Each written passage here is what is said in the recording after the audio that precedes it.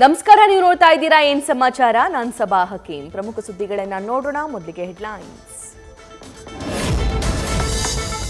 ಹೊಳೆನರಸೀಪುರದ ಲೈಂಗಿಕ ಕಿರುಕುಳ ಆರೋಪ ಪ್ರಕರಣ, ವಕೀಲ ದೇವರಾಜೇಗೌಡ ಪೊಲೀಸರ ವಶಕ್ಕೆ. ಹಿರಿಯೂರಿನಲ್ಲಿ ಪೊಲೀಸರ ಬಲೆಗೆ ಬಿದ್ದ ಬಿಜೆಪಿ ಮುಖಂಡ.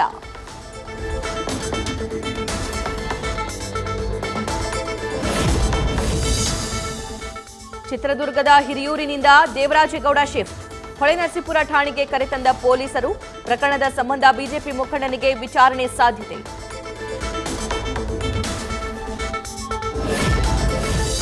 ಪೆನ್ ಡ್ರೈವ್ ಕೇಸ್ನಲ್ಲಿ ಮತ್ತೆ 3 ಆಡಿಯೋ ರಿಲೀಸ್. ವಕೀಲ ದೇವರಾಜೇಗೌಡನಿಂದ ಆಡಿಯೋಗಳ ಬಿಡುಗಡೆ. ಮಾಜಿ ಸಂಸದ ಶಿವರಾಮೇಗೌಡರ ಜೊತೆ ಮಾತನಾಡಿರೋ ಸಂಭಾಷಣೆ ರಿವೀಲ್.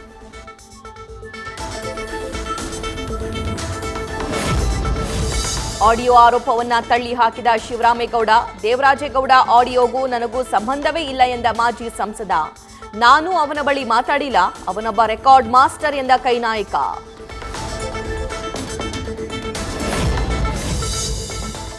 ದೇವರಾಜೇಗೌಡ ಕ್ರಿಮಿನಲ್ ಬ್ಯಾಕ್ಗ್ರೌಂಡ್ ಇರೋ ವ್ಯಕ್ತಿ. ಆತ ದುಡ್ಡು ಮಾಡಲು ಇದೆಲ್ಲ ಮಾಡಿದ್ದಾನೆ. ಮಂಪರು ಪರೀಕ್ಷೆಗೆ ಒಳಪಡಿಸಿ ಅಂತ ಮೈಸೂರು ಕೈ ಅಭ್ಯರ್ಥಿ ಎಂ ಲಕ್ಷ್ಮಣ್ ಮನವಿ.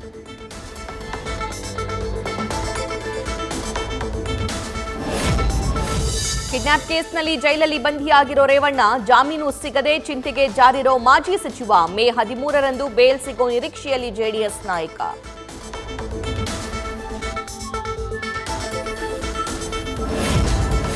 ಎಚ್ಡಿ ರೇವಣ್ಣರ ಬೆಂಗಳೂರಿನ ನಿವಾಸದಲ್ಲಿ 2ನೇ ಬಾರಿಗೆ ಸ್ಥಳ ಮಹಜರು. ಸಂತ್ರಸ್ತೆಯರ ಸಮ್ಮುಖದಲ್ಲಿ ಸ್ಪಾಟ್ ವೆರಿಫಿಕೇಶನ್. ವಿಡಿಯೋಗ್ರಫಿ ಮೂಲಕ ಸಂತ್ರಸ್ತೆಯ ಹೇಳಿಕೆ ದಾಖಲು.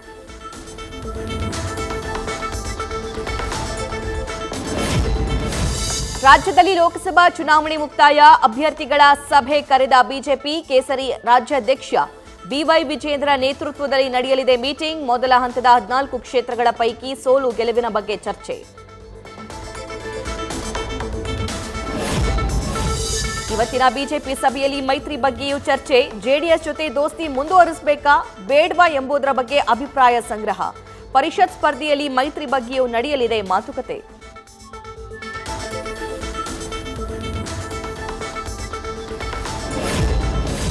ಪ್ರಜ್ವಲ್ ರೇವಣ್ಣ ಪ್ರಕರಣದಲ್ಲಿ ನಮ್ಮ ಪಾರ್ಟಿ ನಿಲುವು ಸ್ಪಷ್ಟವಿದೆ.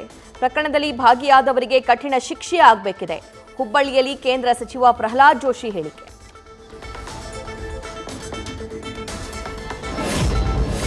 ಮೋದಿ ಮತ್ತೊಮ್ಮೆ ಪ್ರಧಾನಿ ಆಗೋದರಲ್ಲಿ ಸಂಶಯವಿಲ್ಲ. ಕುಮಾರಣ್ಣರಿಗೆ ಕೇಂದ್ರ ಸಚಿವ ಸ್ಥಾನ ಸಿಗೋ ವಿಶ್ವಾಸ ಇದೆ. ಜೆಡಿಎಸ್ ಯುವ ಘಟಕ ಅಧ್ಯಕ್ಷ ನಿಖಿಲ್ ಕುಮಾರಸ್ವಾಮಿ ಹೇಳಿಕೆ.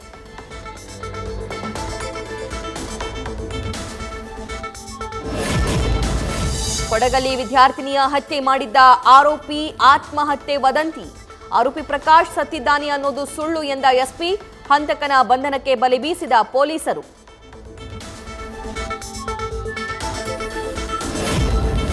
ಬೆಳಗಾವಿಯ ಯಾದವಾಡ ಗ್ರಾಮದಲ್ಲಿ ಅನಧಿಕೃತ ಆಸ್ಪತ್ರೆಗಳ ಮೇಲೆ ದಾಳಿ.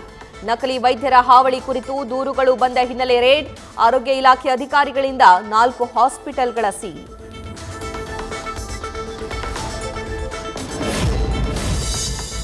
ಕಾಂಗ್ರೆಸ್ಗೆ ಮತ ಹಾಕಿದ್ರೆ ಪಾಕಿಸ್ತಾನಕ್ಕೆ ಮತ ಹಾಕಿದಂತೆ ಎಂದಿದ್ದ ಬಿಜೆಪಿ ನಾಯಕಿ.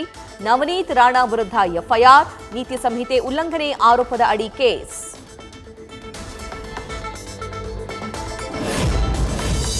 ಮಧ್ಯಂತರ ಜಾಮೀನಿನ ಮೇಲೆ ತಿಹಾರ್ ಜೈಲಿಂದ ಹೊರಬಂದ ಕೇಜ್ರಿವಾಲ್. ರಿಲೀಸ್ ಆಗ್ತಾ ಇದ್ದಂತೆ ಕೇಂದ್ರ ಸರ್ಕಾರದ ಮೇಲೆ ದೆಹಲಿ ಸಿಎಂ ವಾಗ್ದಾಳಿ. ಸರ್ವಾಧಿಕಾರದ ವಿರುದ್ಧ ಹೋರಾಡಬೇಕು ಅಂತ ಆಪ್ ನಾಯಕ ಕಿಡಿ. ಛತ್ತೀಸ್ಗಢದಲ್ಲಿ ಭದ್ರತಾ ಪಡೆಗಳ ಭರ್ಜರಿ ಕಾರ್ಯಾಚರಣೆ. ಎನ್ಕೌಂಟರ್ನಲ್ಲಿ 12 ನಕ್ಸಲರನ್ನ ಹೊಡೆದುರುಳಿಸಿದ ಸೇನೆ. ಈವರೆಗೆ 103 ಕೆಂಪು ಉಗ್ರರನ್ನ ಸದೆಬಡೆದ ಸೇನಾಪಡೆ.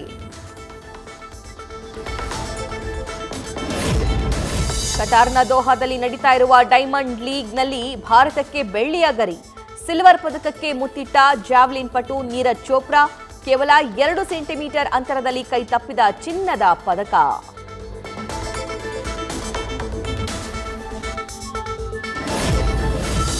ನಿನ್ನೆ ನಡೆದ ಇಂಡಿಯನ್ ಪ್ರೀಮಿಯರ್ ಲೀಗ್ನಲ್ಲಿ ಸಿಎಸ್ಕೆಗೆ ಹೀನಾಯ ಸೋಲು. 231 ರನ್ಗಳ ಟಾರ್ಗೆಟ್ ಮುಟ್ಟಲಾಗದೆ ಸೋತ ಚೆನ್ನೈ. ಋತುರಾಜ್ ಪಡೆ ವಿರುದ್ಧ ಗೆದ್ದು ಪ್ಲೇ ಆಫ್ ಕನಸು ಜೀವಂತವಾಗಿರಿಸಿಕೊಂಡ ಗುಜರಾತ್.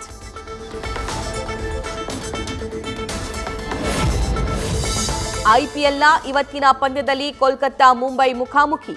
ಟೇಬಲ್ ಟಾಪ್ನಲ್ಲೇ ಇರಲು ಶ್ರೇಯಸ್ ಅಯ್ಯರ್ ಪಡೆ ಸೆಣಸಾಟ. ಟೂರ್ನಿಯಿಂದ ಹೊರಬಿದ್ದಿರೋ ಹಾರ್ದಿಕ್ ಪಡೆಗೆ ಪ್ರತಿಷ್ಠೆಯ ಆಟ.